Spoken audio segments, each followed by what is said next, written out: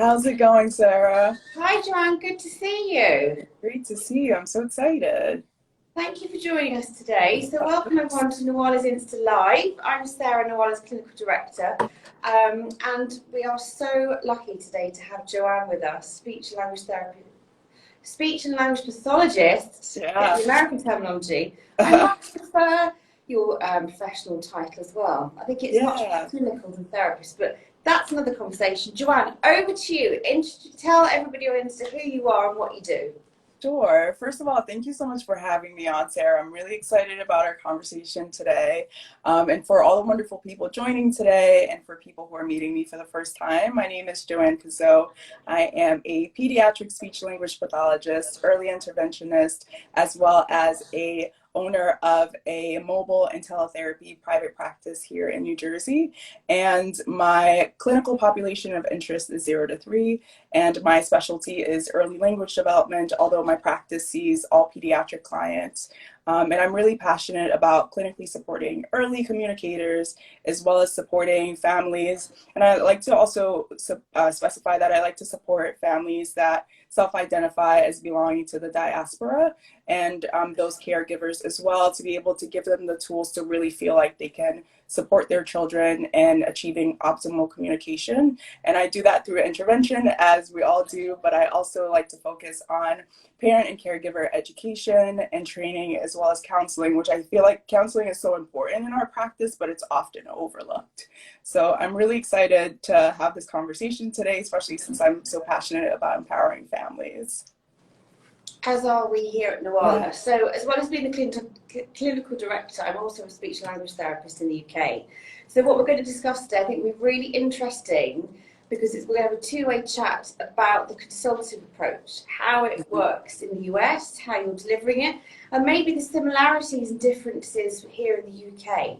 Then we're Yeah. going to have a chat about what advice you'd give to a family you're working with, or also to a clinician, and then that'll be just a really useful takeaway from anybody joining us today. So, Yeah. Joanne, from your perspective across the pond, what does the consultative approach look like? How do you deliver it? Yeah. So the consultant approach to practice, and I can give you a little bit of background about how I came to adopting it. And it is a process, so it's not something that just happens magically. But I am coming from, my previous employer was a private practice that was a clinical setting. And I think just kind of given the nature of what a clinical setting looks like and the volume of clients that are coming in, and having had worked for the bulk of my time there during the height of the pandemic, there was, restrictions on time and restrictions on how many people could be in the room. And, there were all kinds of restrictions, and sometimes parents would be present in the room, but they really weren't active in implementing a lot of the therapeutic strategies. The clinician just comes in, they have their activities picked out. Sometimes they'll give a choice in a field of 2, and then they just kind of go, and parents are on the sideline watching but aren't really fully engaged in the therapeutic session. So a lot of the times, parents will walk out, there's really not very much carryover. And I find that a lot of times it's because parents don't feel like they have the tools to be able to do what we do. I hear a lot like, I wasn't clinically trained, or I don't really have the specialty training that you have. I don't think that I'm doing it correctly when I get home. So what the consultative approach to therapy looks like is really taking almost a backseat and doing more of a parent and caregiver coaching model, where the child or the family or whoever picks the activities, and you're really putting the parent at the front seat, and you're letting parents really lead the therapeutic sessions, and you're just coaching parents through it. And the benefit that I find from that is that when families then transition out of the clinical setting and when they go home, that they still feel like they have the tools to be able to implement some of the strategies, because we've allowed them to do that in the session. Fantastic. Yeah. So we over here, and the way that I was trained was through the Hannon approach, Yeah. with the PCI strategies that we do in therapy sessions, which is very much the same as what you're describing. We maybe film the parent playing with the child for 2 or 3 minutes. Then we'd encourage them to watch it back and kind of self-reflect on their child's language. What did they do well to stimulate language? What could they do better? And you can always find something, can't you, out of every Yeah. video that you watch. I remember when I was newly qualified, First time I did it, I was panicking that I wouldn't be able to find something. Any therapist on there, you always can. There's always something. And then to really kind of engage them with this approach, we would give them kind of, it's called a special time task sheet. So they'd have to fill out for us in a form what they did, when they did it, and what kind of happened in the session. They'd bring it back, and we'd encourage them to be doing special time maybe 2 or 3 times a week for 10 minutes, something they could fit in, so that they could really own it a bit more, rather than, like you said, it being a strategy in the clinic. I think one thing that comes up, and we did talk about this when we met last week, is kind of 2 things from my perspectives. One, them feeling that it's not therapy because the therapist isn't doing it. And then from a clinician perspective, I've had therapists in my team feedback they don't feel confident enough to be telling a parent what to do. Maybe they're 2 or 3 years into their career, which of course means they are a qualified therapist. But I think those are the 2 kind of elements with this approach that are kind of contention at the minute in the UK. What's it like over there? Is it the same issues or? Yeah. And I can't speak for everyone, Sarah, but I know just for myself, I was also in a position where I was a little bit unsure about how to structure my parent coaching or my consultative approach to therapy. But what I had to remind myself is that when I was doing the more clinical approach, I knew the strategies and I felt trained enough and confident enough in myself. It's just a matter of just having a mindset shift where it's like, I know this stuff, and it's almost like you're teaching. And teaching can be really hard, especially when you're not trying to be jargony and when you're trying to deliver the message in a way that parents understand and caregivers understand. I think it's just a matter of mindset shift. So for any clinician who's feeling like they're not confident enough to divulge that information, just think about the fact that you know what you're doing. And I know 2-3 years, sometimes those markers, they might feel a little nerve-wracking. Like, I haven't been in the game for that long. Do I really know what I'm doing? You know? But you do, and the training and the background that you have, exactly, especially in the US, it feels like it's very extensive. I'd like to hear what it's like in the UK, but you do your undergraduate work, which is for 4 years. Then you do your graduate training, which is 2 to 3 years. You do your clinical rotations, as well as doing a clinical fellowship. So the training is extensive enough that by the time you leave your fellowship, you really have all the tools and all the skills. You know, you are learning on the job, you're learning as you go, but clinicians, even fresh out, should really feel like they have the tools to be able to share and coach with parents. And what I would say to parents is, because parents will feel like, well, I'm paying this person to come in and see my child, and it feels like I'm doing the therapy. But what we're doing is we're empowering families. We're still giving them the same strategies that we would otherwise use in the sessions, but we're giving them the opportunity to be able to maximize the therapeutic outcomes by taking those same strategies and implementing them at home. And what I tell clinicians and what I tell families is, sometimes our children will come in and they will have just 1 session a week for 30 minutes, or they'll have 2 sessions or 3 sessions a week, which amounts to about 90 minutes a week, which is an hour and a half. But really, children spend about 84 waking hours with their caregivers and with familial adults. That's a great fact. Yeah. I'm going to use that in clinic. 84. You should absolutely. Yeah, about 84 waking hours, sometimes more, with familial caregivers, parents, and other caregivers. So the time that they're coming into the clinic, or the times that we're going into the homes, it really amounts to maybe 30 minutes, maybe an hour. And then the rest of the time, they're with these familiar adults. So why wouldn't we empower the people who spend the most time with them to be able to carry out those strategies? That's what I like to tell parents. And it may not feel like therapy, but it absolutely is therapeutic, and parents are still and clients are still getting that therapy. They're still getting a specialized skill, because coaching, like intervention, is also a specialized skill. Absolutely. Yeah, I love that. 84 hours with you. 84. I say 1 to 84. Yeah, 1 to 84. Yeah, I love that. I was saying 84 hours with you, 30 minutes with me. You know, exactly. I speech therapy, speaking to them. 84 to 1. There we go. There's the tagline from today's Insta. That is absolutely brilliant. Yeah. And also, I think what you were saying about speech therapists, even from the minute you leave university, you are far more qualified than a parent to teach them a strategy. Exactly. And I really believe that. You know, you may not feel it, but you absolutely are. So something that we do with this approach is, obviously we're giving them the strategies to take home and practice. It might be just one a week, because you know, we're very mindful, aren't we, that, you know, in those 84 hours they've got a lot to do looking after this little one. So one thing that we do in our clinics is we actually encourage the parent to film us doing the strategy, so they have it on a video, so they can access it during the week on their iPad or on their phone as a reminder of how to carry it out. Do you think that's a useful idea?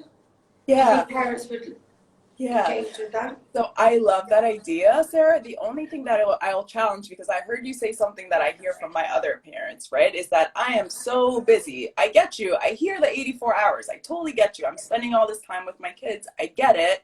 But then they'll say, but I have other things to do. I have to, you know, make lunch for my other kids. I have to run here. I have to go to the park. I have to go to this and this practice. And what I like to tell clinicians is try to find natural routines that you can kind of latch onto. And when you give the parents strategies, you can mimic it and mirror it in the clinic. If parents are, you know, making sandwiches, maybe you can try to do that in the clinic, or when you go into the home to do the same thing. That way it doesn't feel like, well, I'm busy, I don't have time for it. But it's like, oh, Sarah and we made a sandwich and we used our strategies while we were in the clinic. I'm doing the same thing. I have to make the sandwich anyway. Why wouldn't I bring in my child and we can implement some of those strategies? So I think for parents too, just trying to find like the way to help them out when they're like, but I'm strapped for time. I love these videos, but you know, I don't really know where I'm going to implement it in my schedule. So really finding ways to come up with therapeutic activities that mirror the natural environment and mirror their natural routines, so that when they're doing these things, when they're washing the dishes, when they're doing the laundry, they can more easily implement those strategies instead of saying, I have to wash the laundry. I don't have time to be doing, you know, X, Y, and Z that my therapist told me. So just offshoot from that then, if you were, sometimes clinicians are, you can only work with a child in clinic, for example, maybe it's appropriate to go to the child's home or they're in nursery. So maybe having those, and I think that's a great idea, because as much as we get them to film us playing with the child, what you're describing is that functional implementation, doing the laundry, bath time, cooking dinner, which is absolutely brilliant.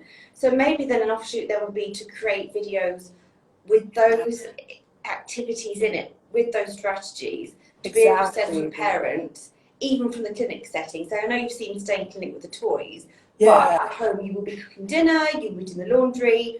Here are some videos with the functional activities. Yeah. And I think, Sarah, just being in the clinic naturally, it's easy to just grab toys, you know, they're there. So why wouldn't you? And why would you come up with, you know, additional work for yourself? But I think one way to kind of curtail that and get around that too is one day maybe decide to do a virtual session. Like, hey, why don't we meet virtually this week? When do you cook dinner? Or when do you do the laundry? You know, let's pop up maybe your cell phone on the counter, and then let's go through that routine together too. Yeah. Fantastic. Oh, wonderful. So, Joanne, now on to the advice. 2 bits of advice for people on Insta Live with us today. One piece of advice that you'd give to a family that you're working with, and then one piece of advice to a speech and language pathologist / therapist, UK or US, who wanted to do the consultative approach. What would you say to them? Yeah, so I think what I would tell my parents is that really the consultative approach maximizes outcomes.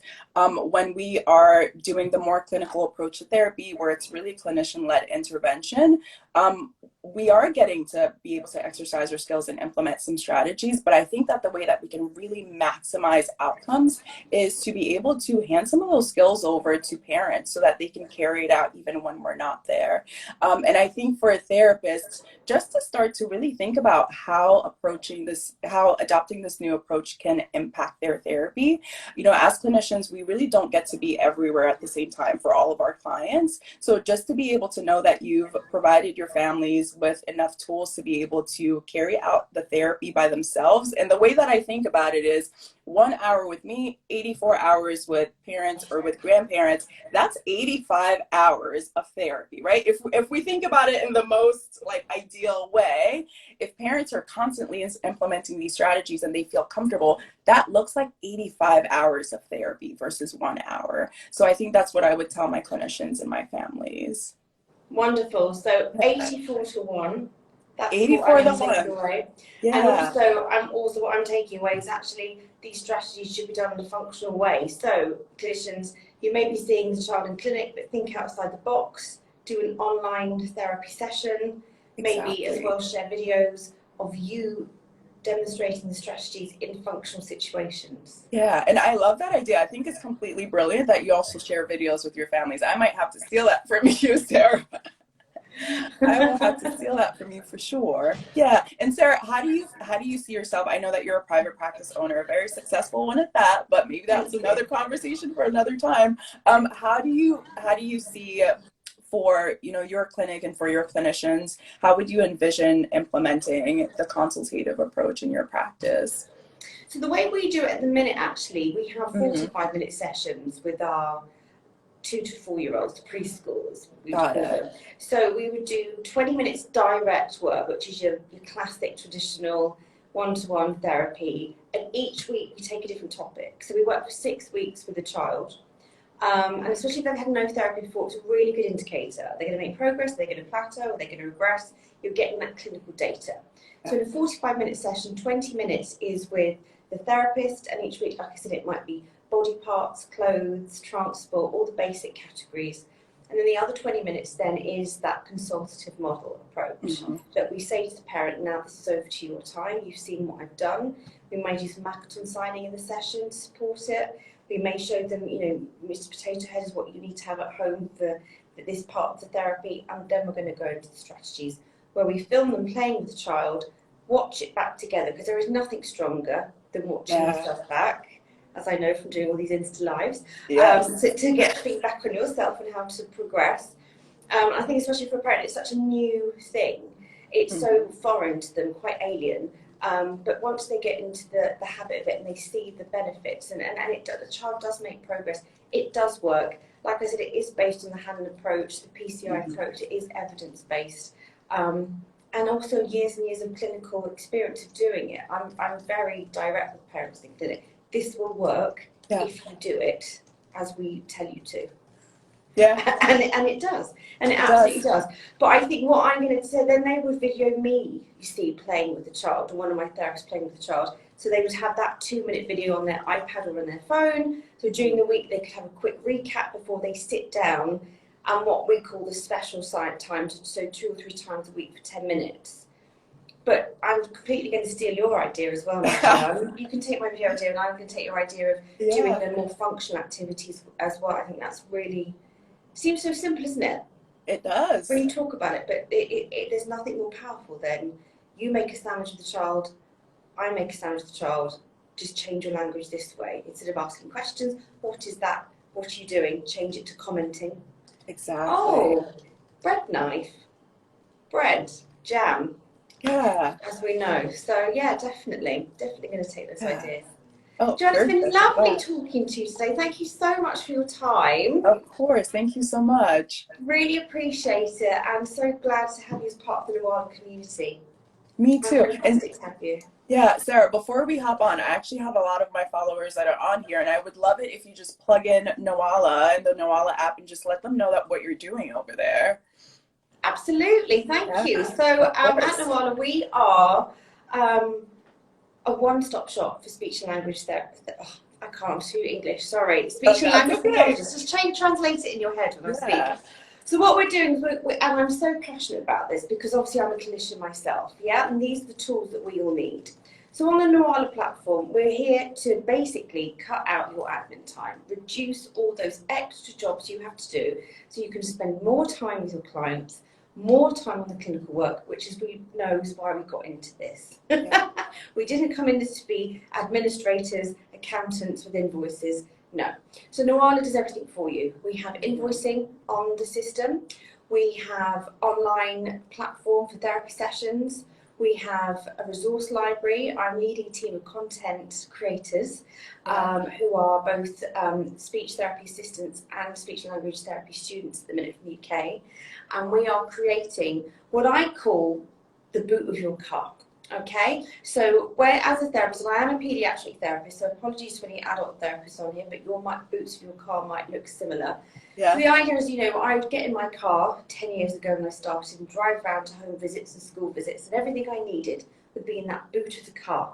So the idea is that you'd open your boot, you get to a school, you take out Mr. Potato Head, you take out your sequencing cards, you take out your Jollyphonic speech sounds, and your fishing game, and your post box, because you must all have that as a speech and language therapist to start with, and go and do a session. So what we're doing is we're actually creating all that content on the Noala app for you, so you can access it. The pictures are up to date, they're fresh, they're really accessible to use with a range of ages, because feedback, even from myself personally, a lot of the resources can be very black and white, seem outdated, not what a child would want to engage with. So we've got the resource library. So as soon as you log on to the platform, your client notes are stored there, so you know exactly what you're doing with the client. It will tell you exactly what you did in the last session in bullet point form, so you can have a look at that. You can monitor your child's progress with a really clear, easy scroll bar to say the percentage of progress that's being made. You then can click onto your online therapy platform if you're having an online session, and download your resources that you need to share. And we're also making interactive resources as well, so all that's going to be coming. We have games as well that you can be using in your sessions, which is really great. Or you can print them off, laminate, old style, and use them in a session, maybe in a school or a nursery, or use them on your iPad or your tablet, whatever way you want to use for you. But it can be used in every different type of session. So then you go on, you can make notes live on the platform as you do your session. So no need for more paper and pens and trying to remember what you did, it's live. Save your notes, then you can edit that and simply upload into clinically approved notes. Brilliant, again, cutting down on your time. The invoicing is on there as well, so if you are running your own company delivering therapy, you can easily invoice your client, be it the school or be it a parent, straight away. So the minute that you finish that session, everything's boxed off with that session, all right? Also, what we have developed as well is the CPD part of it. Very excited to announce that we had our first Noala club last week. So it's an online journal club, research club, for us all to come together. It's about an hour, it'll be every month, led by me. It's on Zoom, and it's really balanced discussion with everybody around research. So we did developmental language disorders to kick off last week, bringing in our clinical guidance, our clinical standards, as well as the research, and also discussing cases that we all have at the minute. So it was a really good, lively session, really interactive and dynamic. And then we also have the forum as well. So a big part, as we know in our job, can be feeling quite isolated. You have to be on your own when you're doing therapy. There can't be 2 or 3 of you in a team, as much as we'd love it. So the idea is that we're really creating a community on Noala, so that everyone's got a space to ask questions. There's no judgment. You could be a speech therapy student all the way up to a CEO of a company. It doesn't matter. We are all here to support each other. I love that. I love that. And I have to say, some of the really takeaways and the things that the features that really stick with me about Noala is, one, it's for speech therapists and speech pathologists, but it was also developed and supported by speech language pathologists. So that on the back end, the people who are creating the content, the people who are creating the workflow are people who are having to experience this like you every single day. So that would bring a lot of comfort to someone who's thinking about coming over to the app, because a lot of the times these programs and these apps are developed for professionals, not by the same professionals. So some of the things are just not relevant, or they're not super helpful. So I think it's great that there are speech language pathologists that were actually involved in developing the app. And I think that it's great that there are time hacks. And I think that you can really set up your session and plan in less than 5 minutes, which for any speech language pathologist should be like, being like, there we go. And you really don't have to take work home if you're working on your session notes, live during the session, that by the time the session is done, you've really washed your hands with everything that's associated with that. So I love it. Absolutely. I love it. Yeah. So click on it. Anyone who's on the Insta Live, do click on our Instagram, follow us, have a look at the platform. Any questions, do get back to us. You know, we're happy to help. And like you said, I do what you do. Exactly. So anything we develop is going to have to work because I'm using it as well, you know? Exactly. So I think absolutely it's that trust and that's confidence that I really want clinicians to have in it. Yeah. And having wonderful people like you on board as well, having these discussions is so important. And we're going to continue doing it. We'd love to have you back for another Insta Live I would soon. love that. Yes. I'm sure we've got loads to talk about. We could go for a whole year of content. Forever, yes. I'm sure we will. Yes. Listen, have a lovely rest of the day or night, whatever Thank time it you. is over there. I really appreciate it, Joanne. Thank you so much, and thank you everyone for joining us. Thank you for Have a joining great us. day. Thank you, Sarah. Bye. Thank you. Chat soon. Bye.